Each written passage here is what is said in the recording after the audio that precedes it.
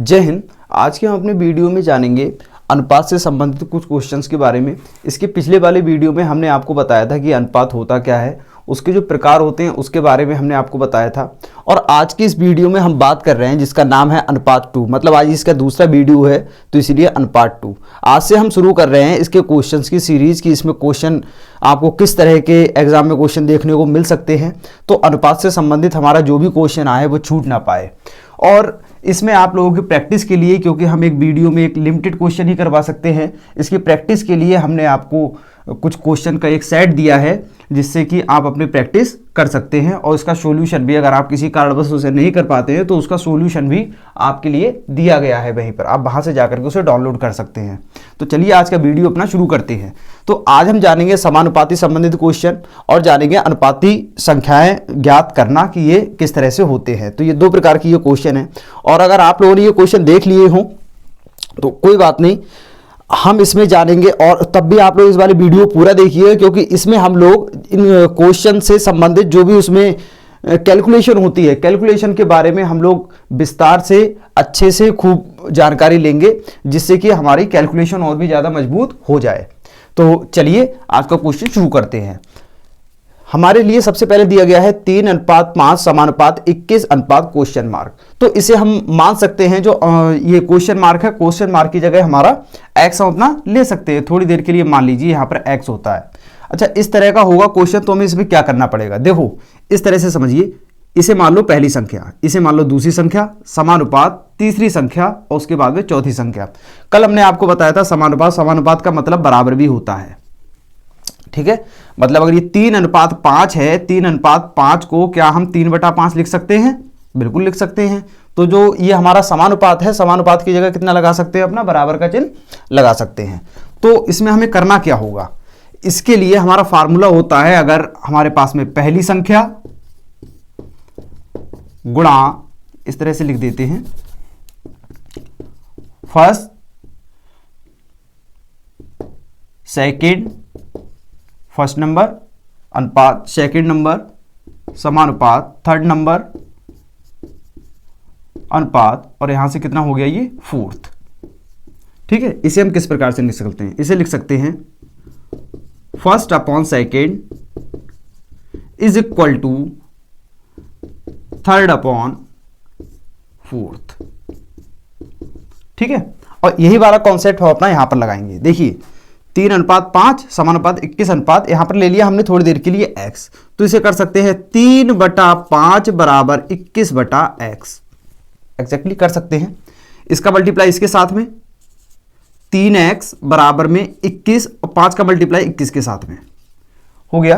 तो x बराबर क्या हो जाएगा? देखो हम एक नियम जानते हैं कि अगर कोई एक चीज बराबर के एक साइड में, अगर इस बीजीय पद के गुणा में है, बीजीय पद मतलब किसी भी पद के गुणा में है, ठीक है, जब वह बराबर के दूसरे साइड में जाता है तो वह किस चीज में हो जाता है? बटे में पहुंच जाता है। मतलब 21 गुणा 5 बटा, और यहां से हो जाएगा 3, 3 एकम 3, 3 सत्ते 21, और x बराबर में हो जाएगा 7 पंजे 35, और यही हमारा जो होगा इसका आंसर होगा। उसके बाद हम अपने अगले क्वेश्चन की तरफ बढ़ते हैं। हमारे लिए दिया गया है 4.5 अनुपात, फिर यहां से क्वेश्चन मार्क है, समानुपात 9:2.6। इसे हम कैसे कर सकते हैं? बिल्कुल यही वाला फार्मूला अपना अपनाएंगे। ये जो क्वेश्चन मार्क है इसकी ये कितना ले लेंगे? x, तो 4.5 बटा x, अनुपात की ये कितना हो जाएगा? x, और समानुपात की जगह बराबर, और यहां से हो जाएगा 9/2.6 हो गया। हमें मान किसका चाहिए? x का। तो इसके लिए क्या करना पड़ेगा? देखो भैया, इसके लिए करना पड़ेगा 4.5। अब इसमें क्या होती है? कैची गुणा होती है, क्रॉस मल्टीप्लाई होता है। जब से कैची गुणा होती है तो 2.5 की गुणा 4.5 के साथ में होगी, तो यहां से हो जाएगा 4.5 गुणा 2.6 बराबर में 9 गुणा, और यहां से कितना हो जाएगा? x, ठीक है। हम इसका क्या कर लेंगे? पक्षांतर। पक्षांतर क्या होता है? इस वाली संख्या को इधर ले जाओ, इस वाली संख्या को इधर ले जाओ, मतलब इसे ये ऐसे रखी हुई है, पूरी पलट दो ऐसे करके, तो इसके चिन्हों में कोई परिवर्तन नहीं होगा। तो इसे कर सकते हैं 9x इज इक्वल टू 4.5 गुणा 2.6, तो x बराबर में हो जाएगा 9, x बराबर में हो जाएगा 4.5 गुणा 2.6 बटे में और यहाँ से हो गया 9। अब से काटते हैं, बिल्कुल यहाँ से ये दशमलव हटाया और देखो ये सभी पद गुणा में है और दशमलव के बाद में अंक देखो कितना है, अंक 1 है, तो दशमलव के बाद में जितने अंक होते हैं उतने ही यहाँ पे क्या लग जाते हैं, 0 लग जाती है। तो 9 के बाद में क्या हो गया, 0 हो गया। तो कितना बन गया, 90, और ये हो गया 45। अब देखिए इसमें क्या करेंगे, 45 बन जा, मतलब 45 एकम 45 और 45 दूनी 90, यही तो हो गया। तो यहां से x बराबर हमारे पास में बचा 2.6 बटे 2, क्योंकि 2.6 की गुणा जब 1 के साथ में करोगे तो कितना आएगा, 2.6 ही आएगा। अब 2 से जो है 2.6 को डिवाइड करो, तो यहां से हम बहुत अच्छे से जानते हैं 2 एकम 2, दशमलव है दशमलव लगा दिया और 2 तिया कितना हो गया 6। तो कितना आ जाएगा x का वैल्यू 1.3, मतलब ये वाली जो संख्या होगी वो कितनी हो जाएगी 1.3। तो देखते हैं अनुपाती संख्याओं को ज्ञात करना कि ये अनुपाती संख्याएं होती हैं इन्हें हम किस तरह से अपना ज्ञात कर सकते हैं। तो इसके लिए हमसे बोल रहा है सबसे पहले क्वेश्चन में 9 और 25 का मध्य अनुपाती ज्ञात कीजिए। तो इसके लिए हमने अपने पिछले वाले वीडियो में जो हम अनुपात के बारे में आपको बता रहे थे कि मध्य अनुपाती कौन होते हैं, अनुलोम अनुपात क्या होते हैं, प्रतिलोम अनुपात क्या होते हैं और समानुपात क्या होते हैं, सभी चीज़ों के बारे में हमने परिभाषित किया है। तो इसी प्रकार से यहाँ से 9 और 25 का मध्य अनुपात, तो भैया मध्य अनुपात देखो हमारा कब निकलता है, मध्य अनुपात हमारा तब निकलता है जब यहाँ से किस तरह से होता है, कोई अनुपात हमारे पास में कुछ इस तरह से हो, जैसे a अनुपात b समानुपात b और यहां से हो जाएगा अनुपात c। ठीक है, तो ध्यान से देखना, ये जो समानुपात है, समानुपात के इस ओर और इस ओर ये जो कुछ भी ये दिया हुआ है ये इसका क्या है, मध्य अनुपात है। तो इसे जब हम कैलकुलेट करते हैं तो देखिए a upon b is equal to b upon c, यही तो होता है। यहां से ये हो जाएगा, तो ये हो गया ac इज इक्वल टू, और यहां से कितना हो गया b स्क्वायर, कुल मिला के b बराबर में हो गया अंडर रूट के अंदर ac। ठीक है, b is equal to under root में ac। तो जो ac है ये क्या है, ये ac है, ये संख्या 9 और 25, a जो है वो मान लो 9 और c मान लीजिए 25, और जो b है वो क्या है, b है आपका मध्य अनुपात।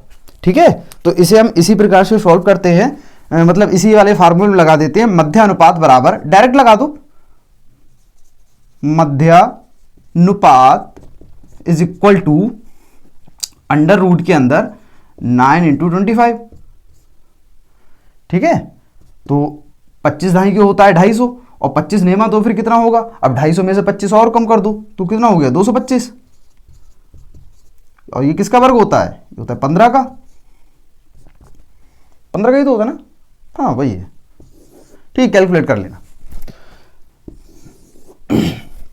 उसके बाद में हमसे बोल रहा है इसका चतुर्थानुपाती ज्ञात करो। अब भैया हमारे पास में यहाँ पर तो 3 संख्याएं हैं, अब इसका चतुर्थानुपाती हम लोग कैसे करके ज्ञात करेंगे, तो वही जो हमारे पास जितनी भी संख्याएं हैं सबसे पहले इन्हों तो क्रम से लगाओ, तो 6 अनुपात 5 समानुपात 21 और चौथी संख्या को क्या मान लेंगे अपना x। अब देखो ये वाला क्वेश्चन पिछले वाले क्वेश्चन की तरह बन गया।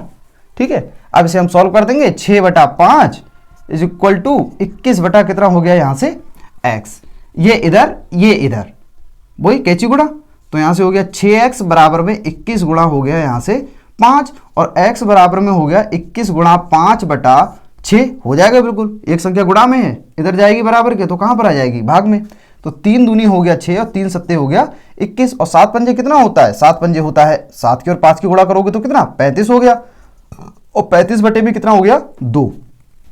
अब 35 जब 35 को डिवाइड करोगे 2 से तो कितना बचेगा, देखो 17 दूनी होता है 34 और 18 दूनी होता है 36, तो 17 के और 18 के बीच में कोई ना कोई लोचा है, तो वो क्या है, वो है 17.5, और 17.5 को कैसे लिख सकते हैं 17.5।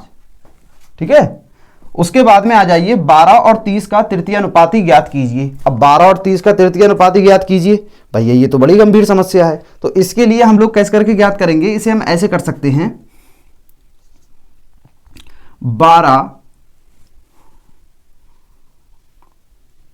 अनुपात 30 समानुपात 30 अनुपात, और यहां से कर देंगे अपना x। ठीक है, वही वाला कॉन्सेप्ट, क्या 12/30 बराबर में 30 बटा हो जाएगा हमारा x। देखो 2 संख्याएं हमारे लिए दी हुई हो, तृतीय अनुपाती पूछता हो तब भी हम इसी प्रकार से इन्हें इस्तेमाल करेंगे।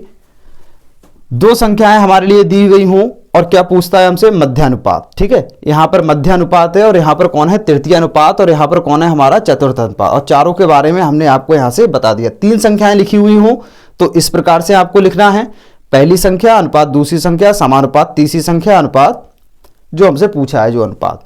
उसके बाद में अगर जब हमें 2 संख्याएं दी हुई हो तो उसके लिए क्या करते हैं, पहली संख्या अनुपात दूसरी संख्या समानुपात दूसरी संख्या अनुपात जो कुछ भी हमसे बोल रहा हो, मतलब तृतीय अनुपात पूछा है तो हमें तीसरी संख्या चाहिए तो x बराबर हम वो अपना लगा सकते हैं।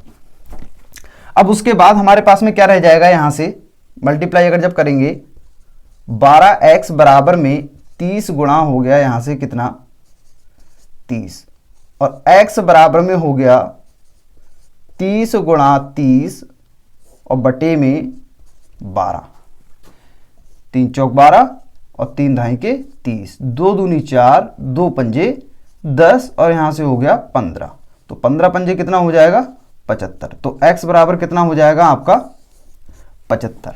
बाकी के और जो क्वेश्चन है आप लोगों की प्रैक्टिस के लिए हमने जो है PDF अपना डिस्क्रिप्शन में दे दिया है, वहां से जाकर के आप अपने क्वेश्चंस की प्रैक्टिस कर सकते हैं। इसी के साथ मिलते हैं अपने अगले वीडियो में। जय हिंद।